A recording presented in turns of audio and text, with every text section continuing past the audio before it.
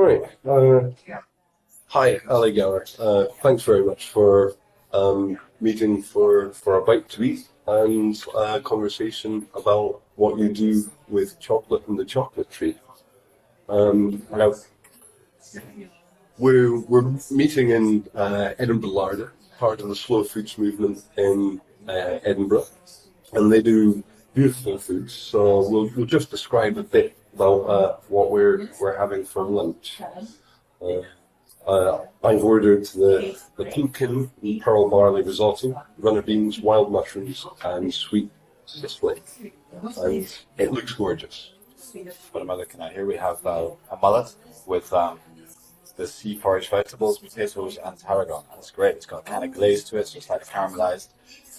Yeah, looks, smells spot on. Now, we've invited Ali along because Ali did a brilliant talk for the Ragged University about chocolate, how it's produced, and we didn't manage to podcast it. So many people got in touch and wanted to listen again or listen to his talk that simply had to twist his arm.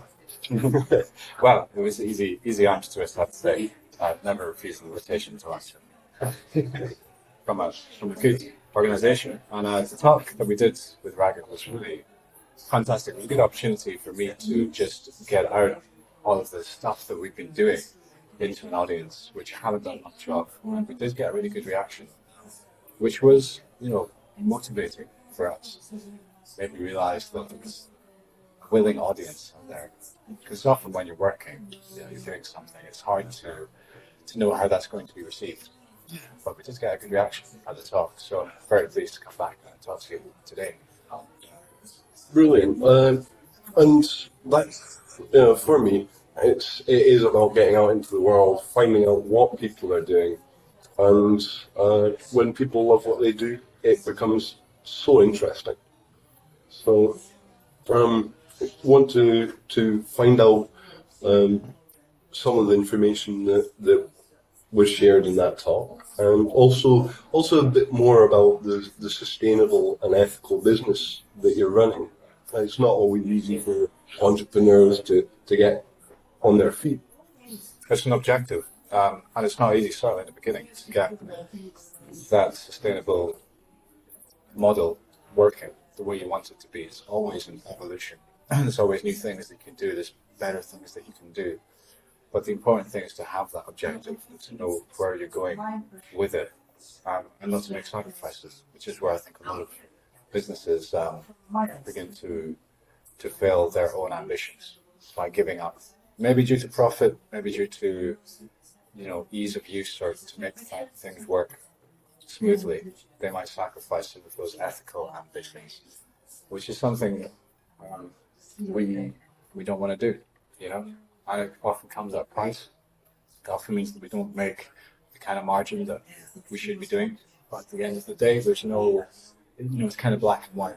When it comes to ethical trade or sustainable biodiversity, growing of cows, then there's no real mid ground. You do it or you don't. In our case, we do it.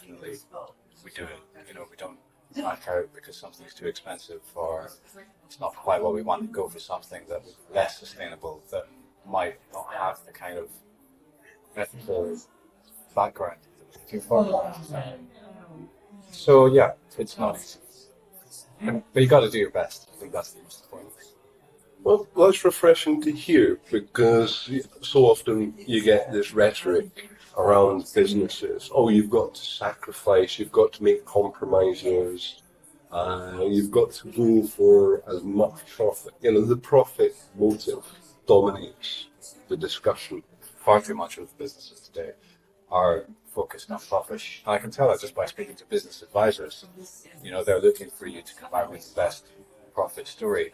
But maybe things are changing, because I think they do find it quite refreshing when I'm talking about my plans. I've maybe got a business plan or a strategy, and they're saying, well, it's great that you're not actually, profit isn't your biggest goal.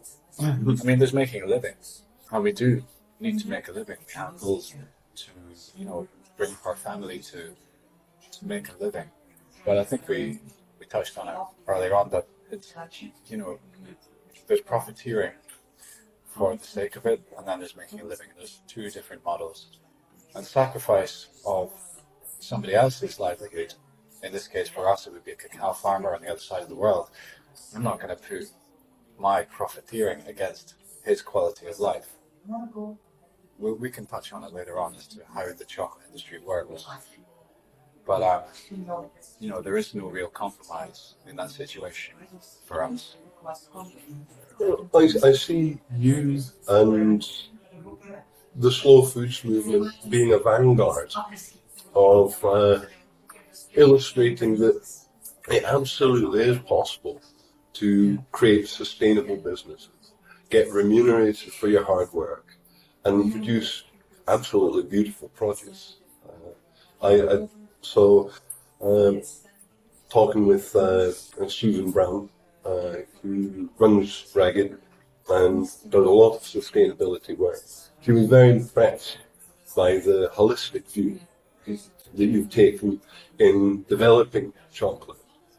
I'm curious, what attracted you to working with chocolate? Where did the love affair begin?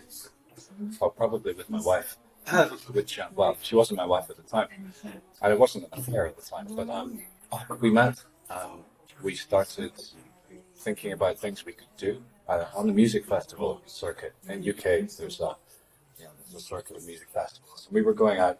We were young and having a lot of fun, and I had decided I wanted to do something at that festival. So it began by building a geodesic dome tent based on the Buckminster Fuller's visited geodesic design.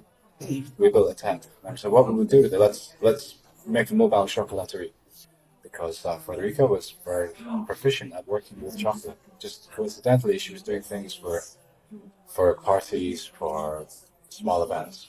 And I was a little bit more entrepreneurial and said, well, why don't we make a business from this? Let's find out what we can do with this. And we started playing around, and it got a lot of good feedback. That feedback is always positive. If you're at a music festival, you've been there for 3 days, jumping around in the mud, and then you come up to the stall and there's these hot chocolates and puddings, all this wonderful stuff.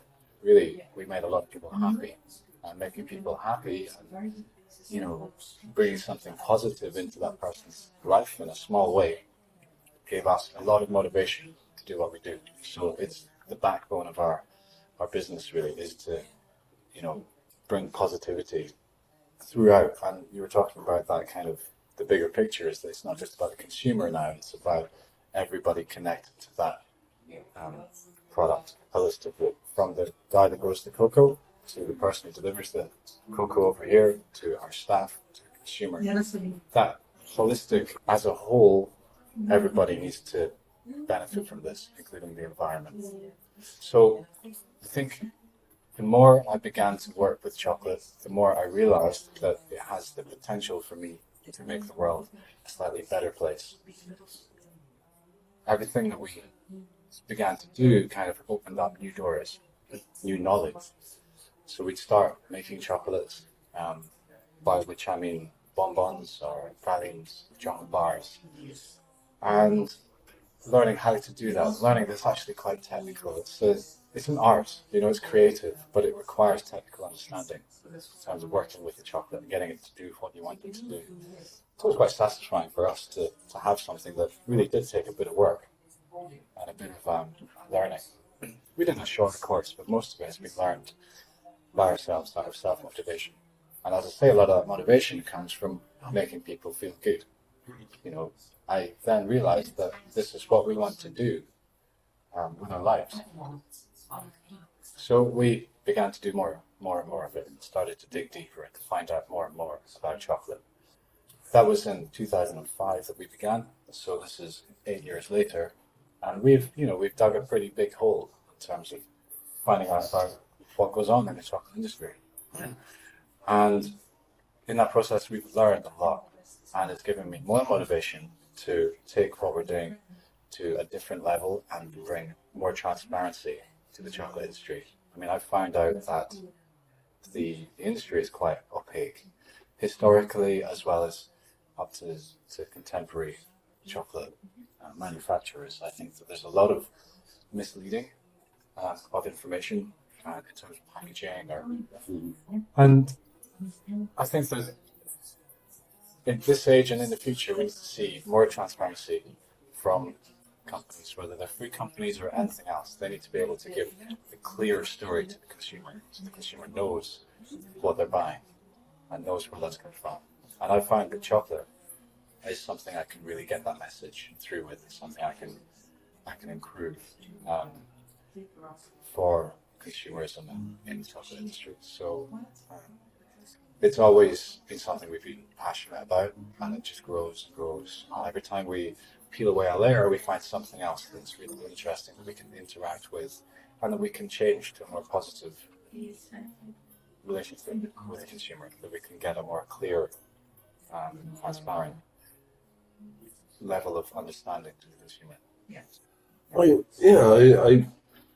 I remember you talk and thinking, I like chocolate. Of course, chocolate's a big part of so many people's lives. It makes people very happy. It's rich, tasty, sweet. But I remember walking away going, my word, I really got to choose what I'm buying and also what I'm putting in my body. So, the health thing comes into it a lot. And the sweetness of chocolate is just the surface. I mean, you could put it this way, that underneath most chocolate, there's a lot of bitterness. In terms of, metaphor as to how that chocolate has come to be. And we are changing our attitude towards food. We're looking for provenance in our food. And it's a time when chocolate certainly needs to open up to the consumer and show them how that product is making it to the shelf. well, that's interesting. But what moves do you think all businesses need to make in the next decade? We're of course nationally and globally having to rethink our interconnections with each other and our move from being a consumer to a steward. So, what do you think? What do you think businesses have to do in the next decade? Transparency is key. Got to show the consumer how your product is being made, where you're sourcing your ingredients, your raw product, how it's getting from A to B, so that the consumer clearly knows how that product has been made and where it's come from. Certification has a part to play, particularly in the world of cocoa, with fair trade and organic. For mass-produced chocolate, certainly those certifications are quite important. But the way I look at it is they're like minimum wage. Okay, fair trade chocolate is like saying, okay, we commit to paying these farmers the minimum wage. We need to do much better than that. That goes across all food businesses or businesses where, the minimum is kind of like an okay standard. Certainly anything below that is unacceptable and that needs to change. But we also need to set our sights higher, further, beyond fair trade, so that people can make a really honest and decent living. For businesses to kind of make it through to the next kind of stage of existence, I think that they really need to look at models which will be sustainable. They need to put profit a little bit further back in their priorities and look at how their business will continue to run into the future using sustainable methods, which won't eventually dry up and run out, whether that's the energy they're using or the packaging that they use or the actual raw ingredients and product, how that's being harvested to produce the final product. All of those things need to be looked at and priorities need to be really assessed. Profit certainly shouldn't be the main drive. Having a working business that remunerates everybody involved, that's important. Of course, that's really important.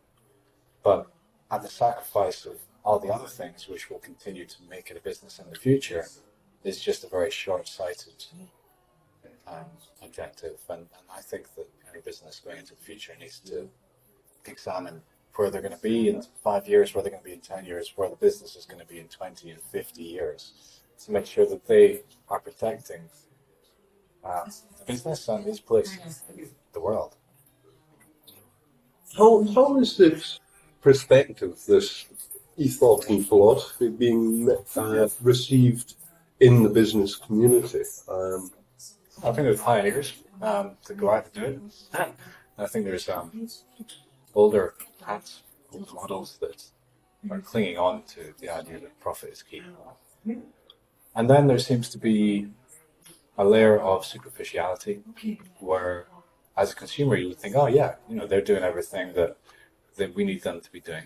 It says so right here on the packaging. But the truth is, a lot of that is a facade. It's not honest. Small companies as well, not just talking about big companies who say the supermarkets might make something look ethical and use that as a selling point to really drive through their main business, which is far away from that type of product. I'm talking about small businesses who are using consumer ignorance to get ahead. And that just won't do. There's no long-term sustainability in that unless the consumer remains ignorant, which is something we need to change. I think it's not just for the businesses to change, it's for the consumer to be informed. And I think that it's the consumer's responsibility to find out more about the provenance of the food, the qualities and so on, but also the business's responsibility to make that available to the consumer. Yeah, this is very stimulating. I'm pretty struck by my lack of knowledge in terms of my habits, and it's through encountering people like yourself, through encountering the public engagement work of Susan, for example, which has made me think more about where I'm putting my money. If I buy something, I go into supermarkets and I go, where's the local produce? 5 years ago, quite happy to buy onions from Spain, for example. And I'm a bit disgruntled now. I'm getting crankier in their age. Yeah, me too. I mean, I think, well, we all should be, really. There's a lot of ignorance going on out there. People don't really have the time. Maybe they're too busy, or maybe their budget doesn't allow them to really think about anything other than the price of the food. To which answer that our priorities for our own family budget are shifting from food being a main thing. Food should be a big priority in our family budget.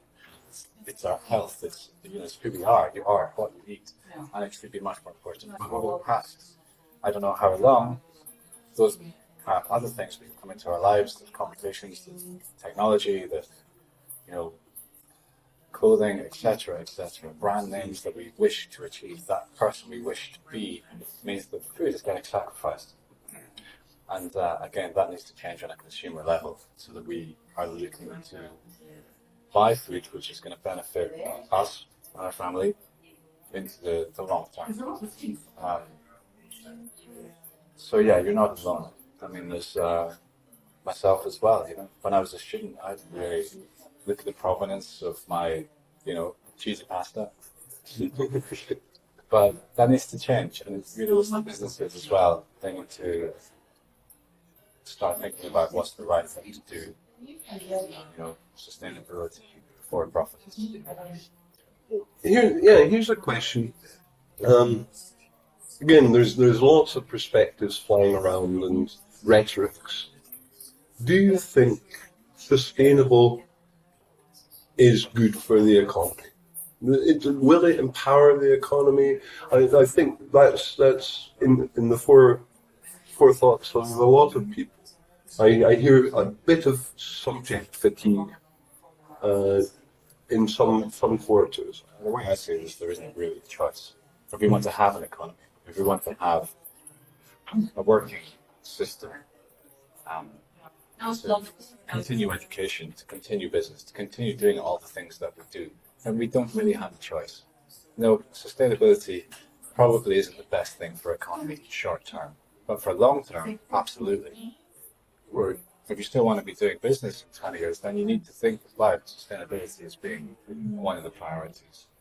Everything else is just a short-term gain.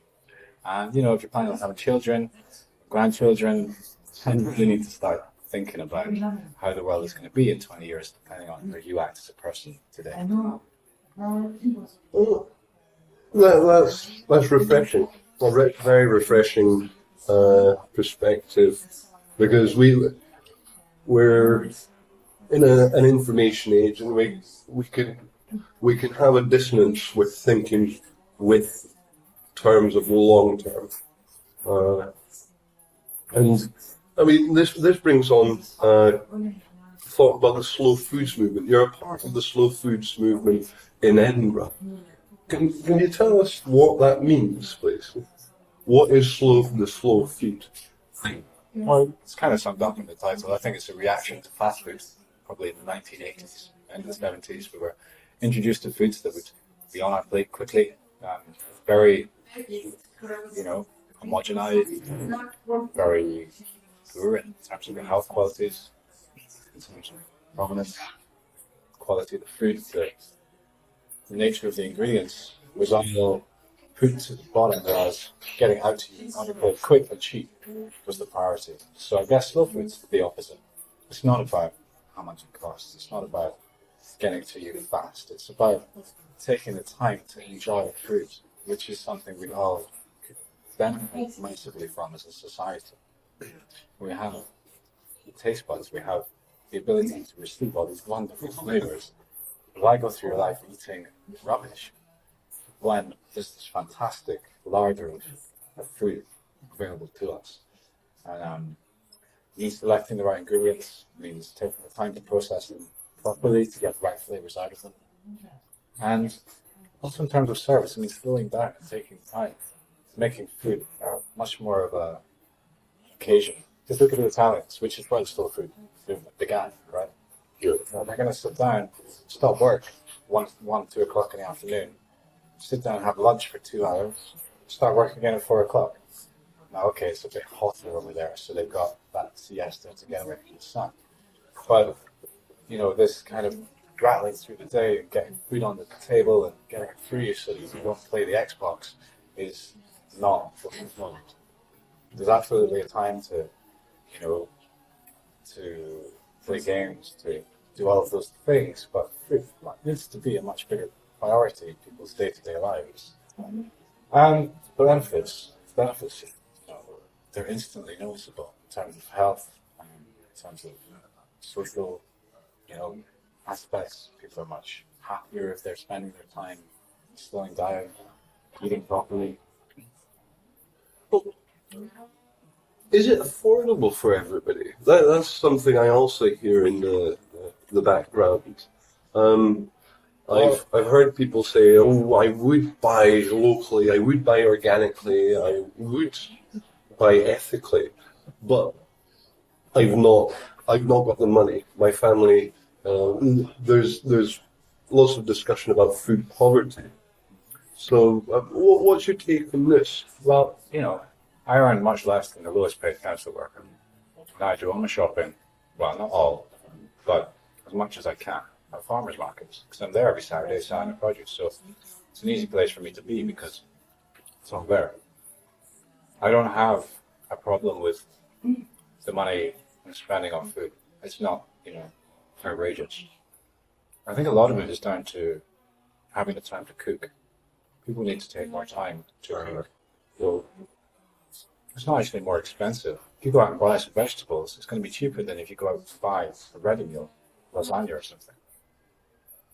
If you buy real meat, you know, the fish, not processed into some kind of fish pie, but just the fish, and you process it yourself at home, probably going to be at least the same or about maybe a little bit cheaper. In the case of really fine food, yes, it's going to be more expensive, and maybe that's not for everybody. But again, I think shifting that priority of the family's budget from all the other distractions in life down to food. Because when we think about what are the things that we need to exist, there are food. It's very high up on the list, Can't go anywhere, can't do anything without it. Yeah. As well as sleep and a healthy routine and, all the other basics. But the reward we can have for enjoying good food is worth it.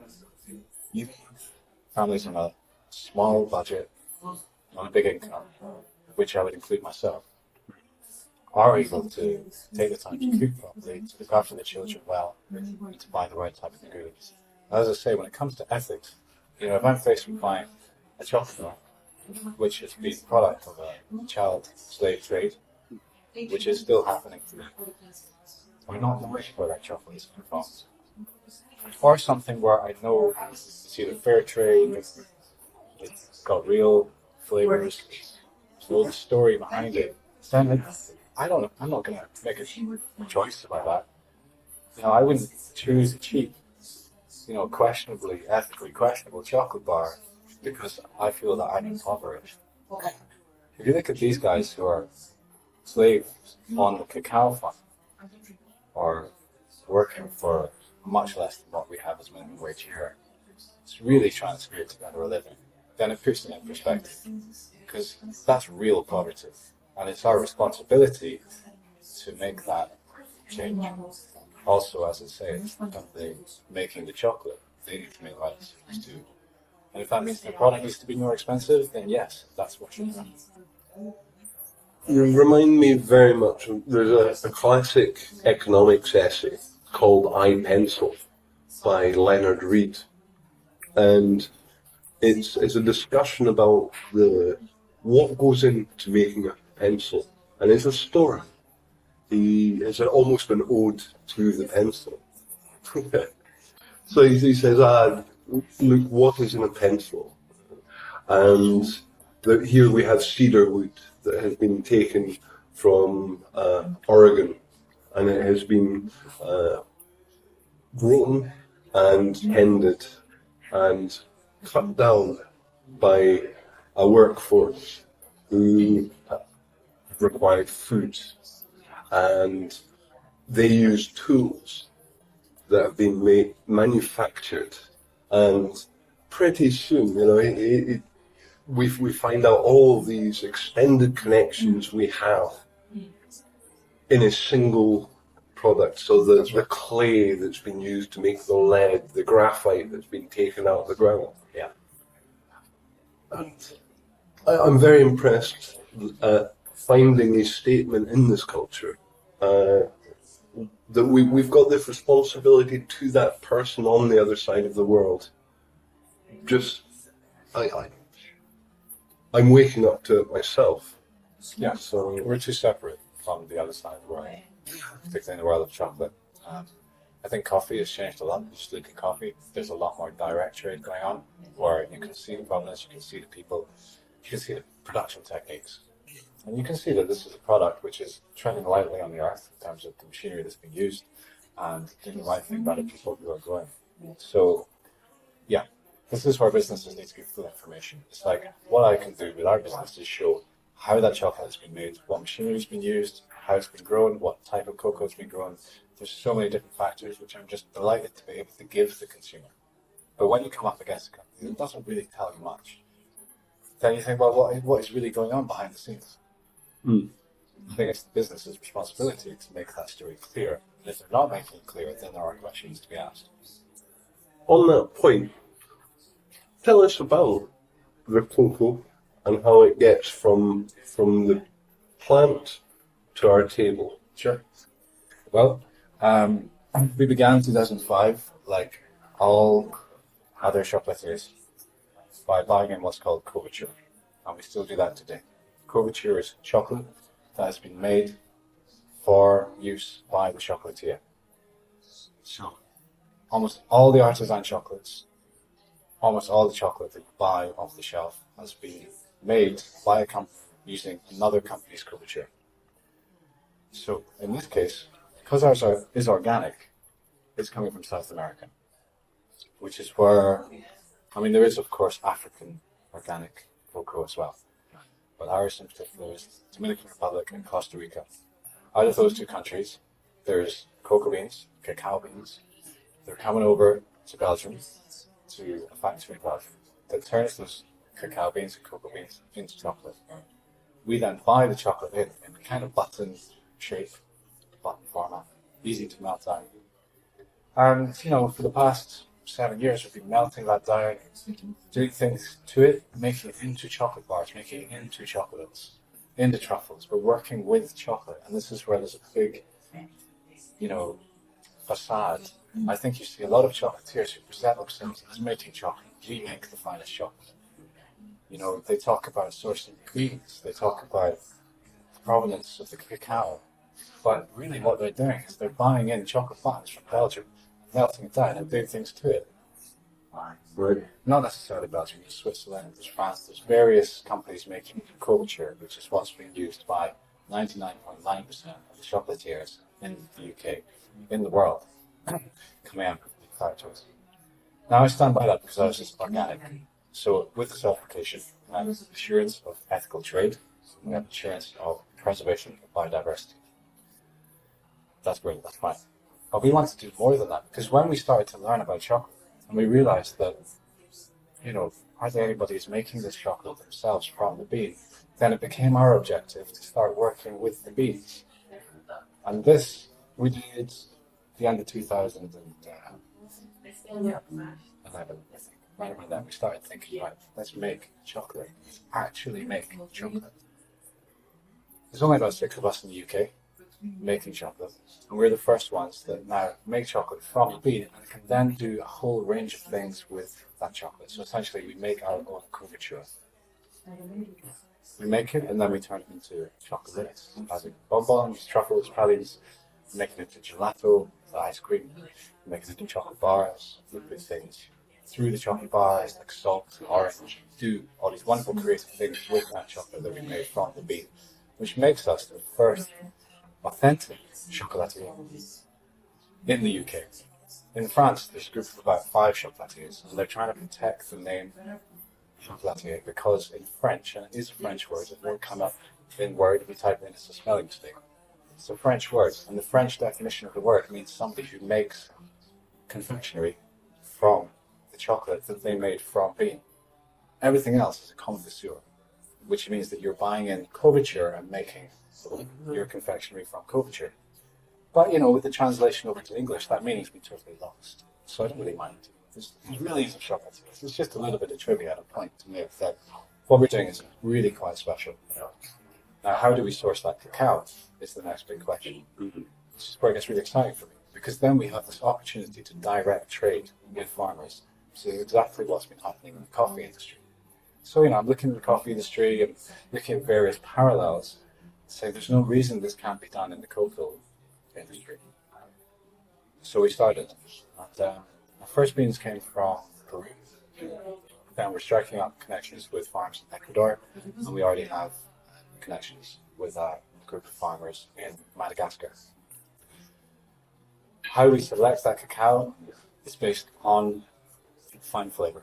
So our objectives are to bring fine flavor cacao to the consumer. In doing that, we're protecting heirloom varieties. Heirloom varieties are ones which have been there, grown natively, sometimes thousands of years. In South America, it tends to be where cacao actually originated from. So these trees, these cocoa pods are really special, and they're rare, and they're becoming rarer because what's happening is big chocolate companies are coming in and saying, well, we don't want fine flavor cocoa. We want cocoa that's going to be robust, that's going to be easy to rely on, consistent flavors. So they go in and they introduce strains which are high yielding, that don't create much disease, they're fairly resistant to all of that. But at the end of the day, they don't produce very good chocolate, and they do tend to soak up nutrients from the local environment. So it's kind of short term goal. You know, you've got, okay, let's make a lot of cocoa over the next 5 years, but then 5 years you find that this nutrient in the soil has all been used up. At which point you can not really grow any longer organically. So you need to start adding fertilizer. And then you might be thinking about adding pesticides. And it changes the biodiversity significantly. What we found out with heirloom cacao, which is the natural, sustainably grown varieties that produce the best quality flavors, which are becoming more and more extinct, is that if we support that, then we're also supporting biodiversity. Cocoa needs companion planting, at least this type of cocoa which has not been, almost cloned and turned into hybrids to resist disease, needs biodiversity. It needs companion plants like bananas, like mangoes, like coffee. It grows in a very diverse environment. And if you go to a cocoa farm, you can see that it's not like, fields of cocoa plants or monoculture. That's not how it works. You need that biodiversity so that everything works together. I mean, take the pods. See the lovely, beautiful cocoa plants. One of the most amazing things I've seen in terms of fruit. And the way it's designed is that a rodent will come and open up the pod, eat the fruit, because the fruit around the seed, and the seed is what we make chocolate from, is quite delicious. So they eat that, and then they drop the seeds. The seeds then grow and create the plants. It's almost like the whole plant is designed to be grown organically. You can't really start throwing pesticides in. You can't really start messing with it. It just does fine on its own if you look after it, prune it, make sure it's shade trees, which are companion plants, bananas and so on. So when we went over to visit some farmers in Peru, which is where we were buying our cocoa from, because we struck up this connection through a bit of networking. We found a really fantastic variety of cocoa. So once we bought it, we said, right, we want to come see it. First thing. So we went over, and we had this wonderful trip. We learned a lot about cocoa on the other side of the world, about how it's grown, how it's harvested, and how it's processed before it comes to us. One big difference between cocoa and coffee is that cocoa is actually, there's a lot more going into that processing. Because people often say, oh, you've started to roast your own beans. And it's like, yeah, we have to roast, but then we have to do a whole bunch of other things to turn it from a seed into chocolate.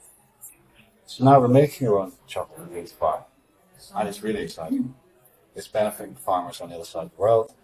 It's bringing a fine flavor product to our consumers, and it's protecting the environment. When I started to find out, dig into this and find out what we were doing was positive. Of course, if we'd gone over and found out that we were actually exploiting children, that we were disrupting the environment, creating monoculture, if I'd gone over and found that, I'd have to really consider what I was doing, and probably we'd have stopped. But that's not what we found. Much to my relief, we found that what we're doing is actually really good for the people and for the environment on the other side.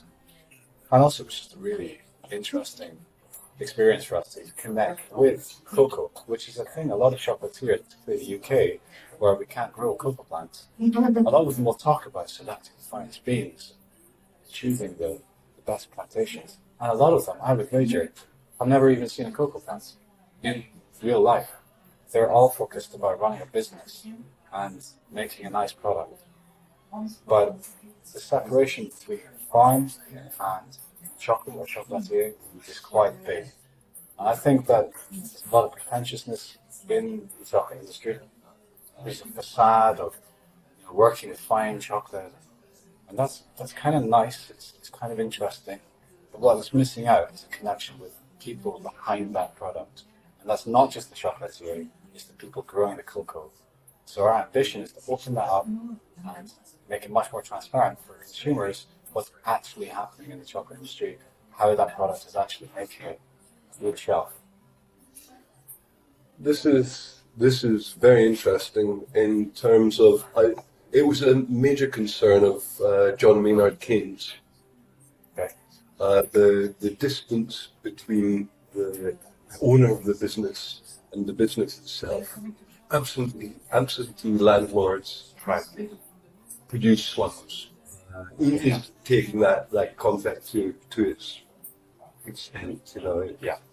So yeah, yeah. If as a producer of chocolate or as a grower of potatoes, say we're in the UK, so there's lots of chips. You know, people grow potatoes. You expect those farmers, those people making the chip companies, you expect them to know about the farmers. You expect them to be interacting right down to the earth with the potatoes, right? Yeah. It's the same. There's no reason that shouldn't be any different for cocoa.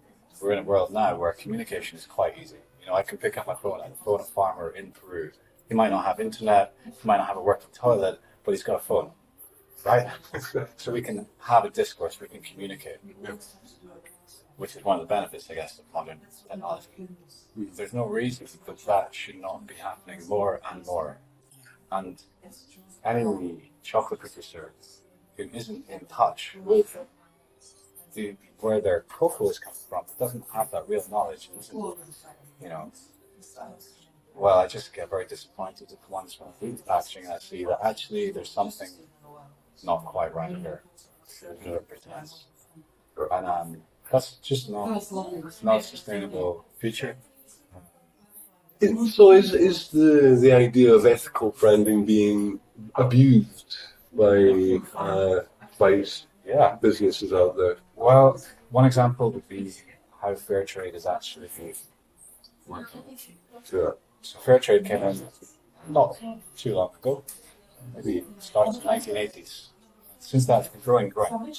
And stories came out, reporters started doing articles on cacao, on child slavery in Africa, in the Ivory Coast, exposing this stuff, which, you know, big companies like Hershey's, like Cadbury's, like Barry Callebaut, who actually makes a lot of the chocolate, the artisan chocolates here, would claim is the finest.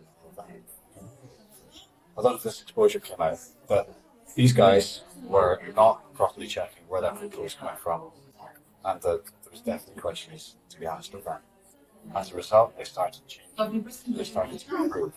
But what you can see now is companies like Cadbury's, big companies, saying that they need to show their consumer that they are not part of this horrible story.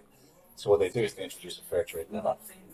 Take dairy milk, for instance, it's a fair trade product. Yeah. You know, I don't know how many million of those are eaten each year in the UK, but it's a lot. The only product that they certified was dairy milk. So if you go into, you know, a newsagent or you're in the garage, look around at the chocolate bars, the confectionery. I wouldn't even call them chocolate bars, but confectionery on the shelves. And, you know, look at the dairy milk. Okay, it's fair trade certified. But what about all the other ones around it produced by Cadbury's? Why haven't they certified them? It's the same for Nestle with their Kit Kats. Sometimes they're fair trade certified, but not many of their other products. But the real point about this is how they actually get fair trade certification, Right. which is a process called mass balance.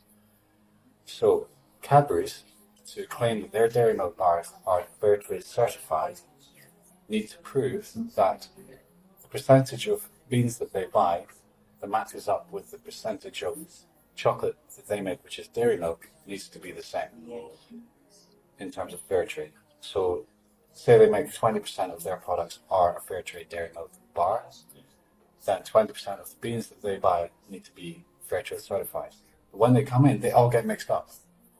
So when you buy a dairy milk fair trade, there's no guarantee. In fact, there's very little chance actually that 100% of that bar will be from fair trade certified beans, which is math.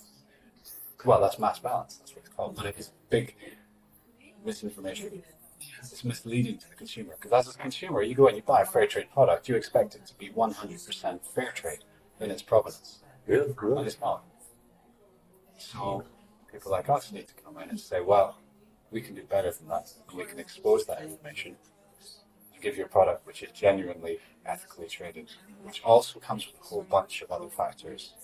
In Ivory Coast, which is where most of dairy milk, cocoa is being farmed, it's a poor quality crop, disease resistant, soaking up nutrient from the soil, and it doesn't have a long-term future. If you look around at what's happening in the cocoa industry, chocolate is becoming a harder product for them to keep going because they're running out of supply. They're having to come up with new ingenious ways of keeping that supply going. And actually, I think it's changing to Indonesia. There's a lot of cocoa farms up in Indonesia because Africa's been drained of its nutrients. So this is sort of depletion of the soils, and this you mentioned monoculture planting, and does genetic modification where does genetic modification fit in this, and what's your perspectives on this area? Well, GMOs aren't really being used in cocoa as far as I'm aware. I don't know everything, but what tends to be is that they'll make hybrids. They'll work on a plant, you know, changing its parental kind of hierarchy. Does that make sense? So Yeah, they're Mendeley. messing with the plant, but not on a genetic level, not doing GMO. It's just hybridizing the plant to find one, like mixing strains. Is what it's doing it. Basically. Mixing a strong strain with a strain that has a lot of fruit. One that's disease resistant with one that fruits less. Therefore, you have, as a result, a tree which produces a lot of fruit and is disease resistant. That tends to be what's happening. And those are, in my eyes, not as bad as GMO, but still not great for the environment. And then they can be monocropped, they can be grown in a way which is damaging to the environment. And ultimately damaging to the people who grow them, because you're taking away, when that supply runs out, you're going to take away their work. Yeah, so you mentioned these big, large super companies, and so can you? I'm interested to hear what are your views on corporations? These huge, huge business concerns, and do you work with them? Not as far as I'm aware. Well, there's, I don't know, I mean, the word cooperation, think about it, the word cooperation sounds like a really positive word. People that cooperate together, right? But we should all be suspicious of anything that's quite big, what they're trying to achieve. So we work with smaller entities. Cool. Yes, Annie. I'm interested. What's your view of corporations, and do you work with them? But if you look at the word cooperation, what it means to cooperate. So there must be opportunities for us which would be positive, which would be sustainable, which have the ethical ambitions that we aspire to. Some of those might be cooperative in Glasgow, called Green City, for instance. They distribute organic, health-oriented foods. They're a great business. That's a cooperative, and I'm not quite sure where cooperation meets a cooperative. Look at cocoa farms, they work together, cooperatives and farmers, to make sure that they can get their product to the market at a fair price. Well, that's a good thing. I'm all for working with them. But you can say that Monsanto or a big supermarket comes knocking at my door, then I really need to be careful about what decision I make for the future of the business. It sounds like you need to ensure that whomever you're working with have similar ethics, similar practices, that you're aligned in this sense. I mean, if somebody's going to be selling our product on to somebody else who might be selling it on again, for instance, or somebody is interested in our product, then yeah, I need to examine what it is they do and what they're going to be like to work with.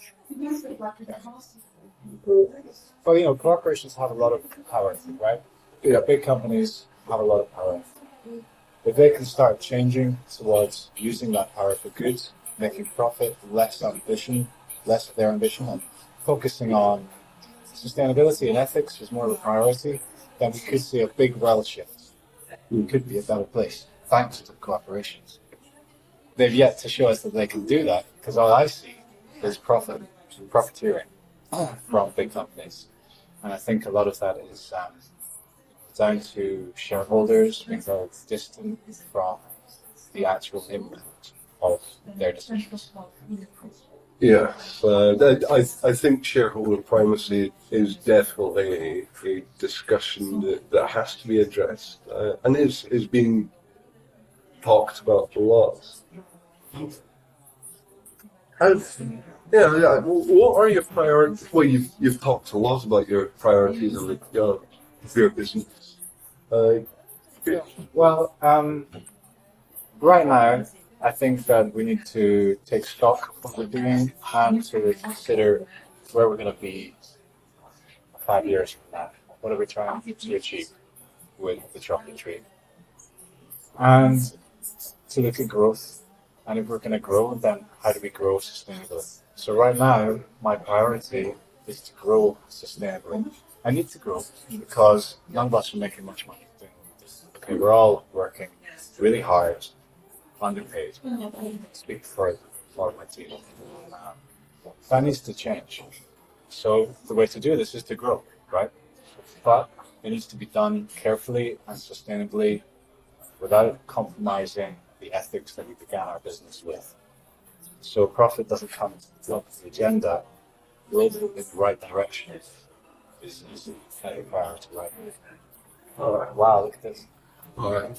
We've just got some lovely handmade ice cream here from Edinburgh Library.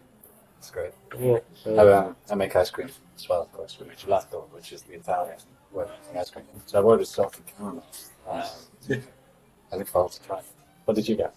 I got some salted caramel, some vanilla, and raspberry sorbet, and it's beautifully presented with the whole. I don't know what type of flour that is, but I'm assuming it's edible, so I'm going to give one a go. It's not a nasturtium, that's what I'm used to finding. But it is. I mean, aesthetics is so important. Making food look good is part of what you have to do as a food producer, you know? Mm. It needs to look great. It's part of the attraction. Yeah, and your shop. I've been in Brunsfield. It's lovely. Everybody is always trying to get in. That's always the sign of. Well, yeah. I mean, but what I feel right now is that the message about what we're really doing with chocolate is getting a little bit lost. Because we're doing things which are groundbreaking, pioneering. You know, we're at the leading edge of us. We make our own chocolate from bean. It's a fantastic story to give. But we have to make a decision right now about what the right future is for the business. Because at the moment, Brunsfield, we have this shop. A lot of people are coming in thinking this is a wonderful coffee shop, and they do nice cakes. And, you know, there's all of that kind of emphasis on it just being a nice coffee shop. And that's kind of getting in the way of us getting through the real message about what we're trying to do with chocolate and getting that. I mean, I always say the proof is in the pudding, right? People have to try it, which, as we're having pudding right now, we bring out a little bit of chocolate. Because at the end of the day, I could be saying all this and then have something that doesn't taste very nice. It wouldn't go far. So the proof really is in the pudding. And what we need to do is kind of calm down a little bit on focusing on running a kind of coffee shop where there's a lot of cake and sitting down into a retail space where we can actually really promote fine chocolate and show the benefits and the reasons why people should be buying fine flavor chocolate. So yeah, this is the end. So this is one of the first farmers that a group of farmers that we began to work with. It's been aged for 3 months. We roast. Well, first the beans are fermented in Peru. Fermented and dried, crucial to making good chocolate. Most of the raw chocolate is very poorly fermented or poorly dried. What we're doing is paying a premium to these farmers to grow the right type of heirloom cacao and to treat it correctly, to process it correctly. So when it comes over to us, we get these dried seeds, these beans. We then roast those beans at a certain temperature for a certain time. Then we crush them to take the shells away. We winnow them. Then we turn those nibs, which are the kind of fragments left after we broke the shells away, into chocolate by grinding them down. So it's called conching. At the moment, we're using pretty rudimentary conches, but they do a really nice job. For 3 days, maybe 72 hours, something like that, they're going to be conched, and we'll take it out at the right time. It's about releasing volatile acids. It gets quite scientific, and my wife is much better at this than me. But the technical ability to use the technology to get the best chocolate is really quite an art, and a lot of chocolatiers wouldn't do this because it'd just be too much work. We're doing a lot of extra work to get this product from bean into chocolate. Otherwise, we could just be buying it from Belgium or from France, you know. But it's all about getting down to the root of what we do. So once it's been ground, the cocoa butter comes out. We add organic sugar, nothing else, to our dark chocolate. We're not adding soy lecithin. We're not adding vanilla. We're not adding extra cocoa butter. We're certainly not adding vegetable fats, which is what most of the big companies do, right? Which is, that's to make profit because cocoa butter is expensive. And I believe, sorry for interrupting, I believe a lot of vegetable fats, oils are actually composed of palm oil, which is... When you see vegetable oil on a chocolate packet, that means palm oil. Whether it's sustainably harvested or they've got the story of sustainability behind it or not, growing or monocropping palm oil, palm for oil, in any fashion is really bad for the environment. We've seen that. You can look at 1,000 documentaries. It's probably not on primetime television because it's not the kind of thing they want you to know, but it's in most of your foods and it's really damaging the environment. Palm oil, vegetable oil tends to be the same thing. So yeah, no way do we use any palm oil. Right, so we have chocolate. The big is in the pudding, so have a real taste. I'm gonna snap it. This is 70%. So we've got high cocoa content. With cocoa content, you get theobroma. Chocolate comes from theobroma cacao. Okay, that's the Latin name. So the botanists that decided to name chocolate or name cocoa or cacao called it theobroma cacao. It means God food. Right? So what you have there is God food. What we're trying to do is bring that food down to earth and say, right, you have this wonderful product. It's got all these qualities. But let's make it real, you know? So, give it a go. Most chocolate, our approach to sugar fruits in general is to kind of eat them really quickly and get them down because we just get excited at sugar. But, take a few bites and let it melt. Cocoa butter will melt at your body temperature. And when it melts, the real flavor comes through. So at first it might seem like any other piece of dark chocolate. When that butter melts away and those flavors come out, you'll experience something which is way beyond most over-roasted, poorly treated, from bad cacao chocolate, which is, This is tremendous. So, yeah,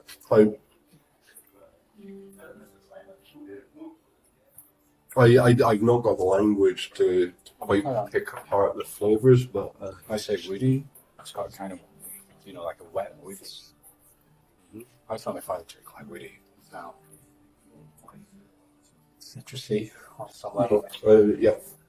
You get that thing. yeah, that sweet high note. Or is it sweet? Yeah, it's citrusy. You don't have to be, a connoisseur with all the language to enjoy good chocolate. Yeah. This is where I think the industry can get a little bit pretentious.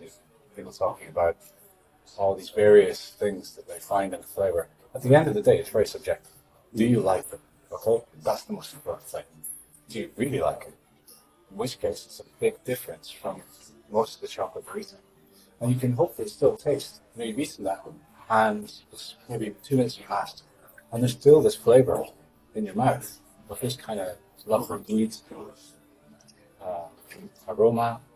Oh, really round, lingering flavors, and there's an initial burst, and it's divided.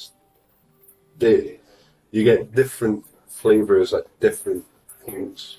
Yeah, I'm noticing that. yeah. Like a fragrance, you have a base note, a medium note, a high note. There are various progression in flavors in fine chocolate. A lot of people haven't tried this. This is new. We're still at the point where people say, "Oh, I hear dark chocolate is good for you," and "Oh, I don't like dark chocolate; it's bitter." Well, I don't like most dark chocolate either. Most of it is bitter. It's been over roasted. It's been poorly processed, and the cocoa that's been used has been poor quality to begin with. So people are missing out on this wonderful food, food of gods. What it does for you as well, in terms of health. Because a lot of people at the start are saying, "Oh, here is good for you," ha ha, as if it's some kind of. They don't really think the chocolate's good for you. How can that be true? I mean, obviously, okay, a piece of milk chocolate with 30% cocoa solids, lots of the vegetable fat, lots of sugar, that's not very good for you. No, it's not very good for anybody. This kind of chocolate, high cocoa content, means you're getting theobromine, phenethylamines, you're getting high levels of antioxidants, you're getting a lot of mineral content. You're getting magnesium, potassium, iron, zinc. It's all in the seed of this plant, cocoa. And if you see the seeds themselves, the beans, you'll see why. It's like this little nugget, and it's just full of goodness. It's not the kind of fatty, sugary, sweet, unhealthy product that we've been brought up to think of it as being. Chocolate has been totally abused by these big, manufacturers who are making volume, making low cocoa content, using poor quality beans. There was a move at one point, wasn't there, by the EU to get certain chocolate brand bars described as Vegelate. They were saying it's not even chocolate. Yeah. And it never, of course, got through. But how that transpired is that British chocolate in Europe, where they have a higher awareness, let's say, of fine chocolate, it's more widespread. Go to Italy, you'll find superior chocolate shops quite common. Same in Germany, same in France. Although there is still a lot of mass confectionery being eaten there. So they do have a market for fine chocolate, something we're just really discovering, particularly in Scotland. Sorry, what was the question again? Vegelate. Oh, yeah. Right. What happened was they anything from Britain in Europe would need to be classified as family chocolate. That would be the term given to it, because there's such high levels of vegetable oil, sugar, such low cocoa content that it's not accepted to be real chocolate. And France and Germany is say no, that's not chocolate. And quite rightly so, because what's making us unhealthy with our tradition, our history of eating good quality chocolate is the milk fats, it's the sugar. These things are not good for us, no. So the less sugar you put in, the better, but you can use a little bit of sugar, just like having a little bit of water and whiskey, or just to bring those flavors, calm them down. Because 100%, which of course you can't have 100% cocoa content chocolate bars, and we do make them. It's not everybody's cup of tea. All things in moderation. I think that's a good phrase here. I agree, but also moderation. Also moderation. Yeah. The truth is, chocolate has a lot of very good nutrients in it. 70% plus. It doesn't need to be 70%. Okay, it could be 68%. It could be 59%. Sticking to that, another kind of misconception people have is if it's got more than 70% cocoa, then it's great chocolate, which is rubbish, right? If you have poor quality bean, if you process it badly, then it's not ever going to be good chocolate, no matter what percentage. What's obvious here is it's a seed, and classically seeds are extremely nutrient rich, Right. and very well known throughout history for their health-giving properties. And it's very easy to punch into Google Scholar or a search engine for papers on the likes of theobromine or antioxidants. Right. Where I'm quite interested in health, and the science that has been replicated by independent teams around the world is showing, well, that's the body of knowledge we've got to refer It to. comes up again and again. On the chocolate tree, we have done that research with Queen Margaret University on our chocolate. So for this bar that we reached here, right, it's Peruvian 70%, rare national strain. And we've done tests on it to measure the mineral content, to measure the antioxidants, polyphenols. And they're all really high. We got the results that just showed, wow, this chocolate has, your daily intake of iron. These kind of things. I don't have the figures here, and this information that we'll be releasing later on. And there's also something about, not roasting the cacao. there's a lot of raw chocolate companies out there. I personally don't agree with the term raw. Okay, if raw fruit is something that comes fresh out of the ground, fresh off the tree, right? Right. A cocoa pod plucked off the tree and the fruit scooped out with the skin is raw. Okay? Mm-hmm. But once you've taken those beans, you've fermented them, you've dried them, you've ground them down, even if you don't roast them, most of that is what I would consider processing, and it doesn't produce a raw food. However, if you don't roast the beans, it does produce a food which is really high in antioxidants. So we make one bar which is just called unroasted, sometimes minimally processed, okay? Now, that chocolate has super high levels of antioxidants compared to other foods. I mean, it is one of the highest antioxidant foods known to man, which is great, you know? And it has a good flavor. There's a lot of raw chocolates in there that don't really taste very nice. Okay, for me, it's got to taste good. You know? At the end of the day, it's got to be a pleasing food to eat. And if it has a whole bunch of health properties behind it, even better. I will be coming up and trying that. I'd like to very quickly touch on, you mentioned Queen Margaret University, and so you as a business, and as an individual are engaging with academia, and how's that relationship? And you know, have you found it good? Yeah, it was fun for everything. Um, we had a bit of help from the local council. As a business that's been seen and proven to be hardworking, proven to, break beyond certain financial sort of goals, and that has potential for growth. We've had a bit of help from the council, which has been really useful to us when we've reached a certain point and we've needed to have better cash flow, we've needed to invest money. There's been things like interest-free loans and a grant available to small businesses. Now, I have to say that's fantastic, because up until a couple of years ago, I felt like we were really alone. And one of the big challenges of running a small business is that you end up feeling quite kind of on your own, taking a lot of risk. But then at a certain point, the council reached out and said, "We see what you're doing. We think it's great. Here's some help." Went down really well with us, and part of that was some funding to work with the university, which otherwise we just really had the money to do. So yeah, it was good. It's good fun. Right, this is fascinating. The entrepreneurial support, is it the Chamber of Commerce and the Business Gateway, or the Edinburgh Council, and you touched on education? We're in East Lothian, and it's economic development. We're in East Lothian Council, right? And we recently touched with Scottish Enterprise and SDI, so Scottish Development International, and helped us to analyse what we're doing and how we can develop what we're doing. Something I've always been quite cautious of with growth. I'm not really the kind of person that wants to make something big.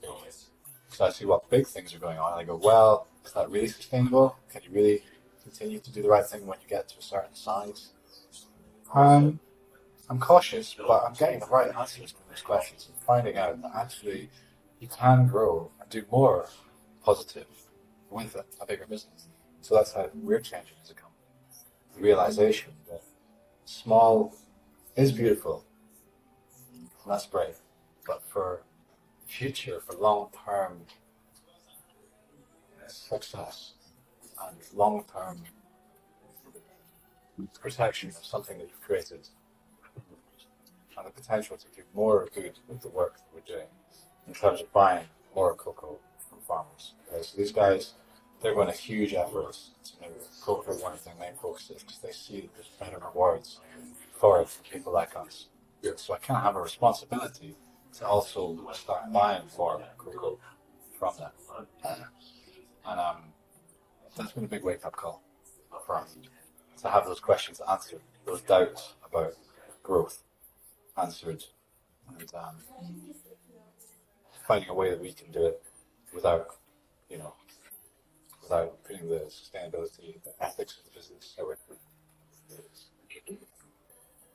What factors would you say make the entrepreneur then? Well, it's a great. I guess that's always going to be the first answer is that you have to be willing to take risks, calculated risks. Once I know the answer, it's in my favor. But, I got to put neck on the line to do it. And I do all the time. The ability to communicate well, to manage people well, to not be put off by scary situations. The motivation, the self-motivation to really put 110% of yourself into what you're doing, which comes from doing something that you love. I love chocolate. So it's not hard for me to commit my all to making this work. But at the same time, you need to have the ability to switch off, to find times to step back from work as well, and also to work on the business, to not be tied up in it all the time, so that you can develop it in the right direction. It takes patience. It takes money. You got to save. Or in our case, we worked really hard. I saved up money working as a delivery driver, got a bit of grant, got a bit of family help, took finance to get something off the ground. And wise decision making in terms of finance, so that you don't burn yourself out. Cash flow is one of the biggest problems. Starting a small business. I mean, you've got to have the money to invest, to make the balls start rolling. That's pretty difficult and it's pretty stressful. When right now we have about 14 people, which are my responsibility they have their jobs with us. Some of them are full-time careers.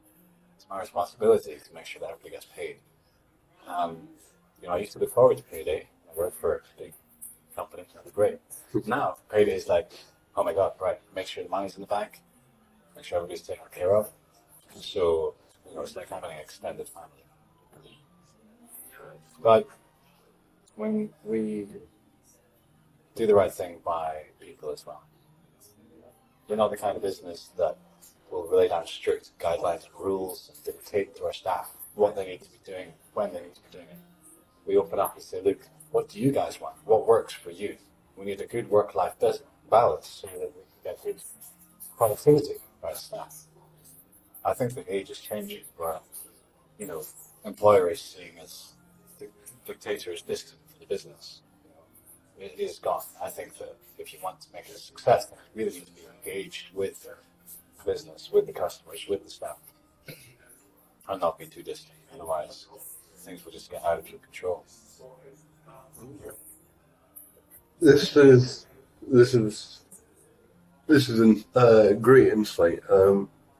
What ambitions do you have?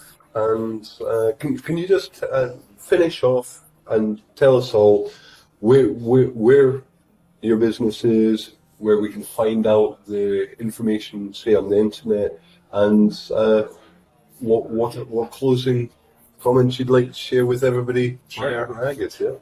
Thank you for having me. It's been a pleasure. Pleasure speaking to you as well. It's great to have the opportunity to talk about what we do, to talk about chocolate as a whole. Our goals are to cut through the muddy water which is being created by companies working in the chocolate industry, and to give a clear, transparent view of what is going on behind the scenes, why chocolate is different in its pricing, is different in its origin, is to introduce this product to people so they can discover almost a new way, a healthy way of enjoying chocolate. To find out more about us, you can look at our website. We've got the-chocolate-tree.co.uk. You can look at our Facebook page, of course. We tweet on Twitter, where we like to engage with our audience. And come see us in Brunsfield. We have a shop on 123 Brunsfield Place, and it's open 7 days. Where we have a very lovely team. We'll be happy to welcome you in and show you what we do. Well, it's always a good atmosphere, and yeah, so, one of these places I like to walk in, and there's bubbling conversation. Yeah, yeah, Lots of kids stuck to the gelato window going, yeah. Well, it comes back to that thing. Like for everything, yeah, it's about making people feel good. I mean, one thing that we can do is make really good chocolate. Okay, if somebody tries really good chocolate, and they go, "Wow, okay, I feel good." If I can make that happen, whilst at the same time ensuring that cocoa farmers are getting a fair deal, that our staff are taken care of, and the business is running smoothly, then I can sit back at the end of the day and go, "Yes, I'm doing a good job." That's my goal. well, inspiring, and it's a real privilege to have you share your insights, your knowledge, your story with all of us. And Don't forget the chocolate. I, the chocolate, yeah, you've raised the bar. Yes, now I can't turn time back. And thanks for making, yeah, that available to all of us. You're welcome. We look Yeah. forward to following this, and yeah, hats off, son. Thank you.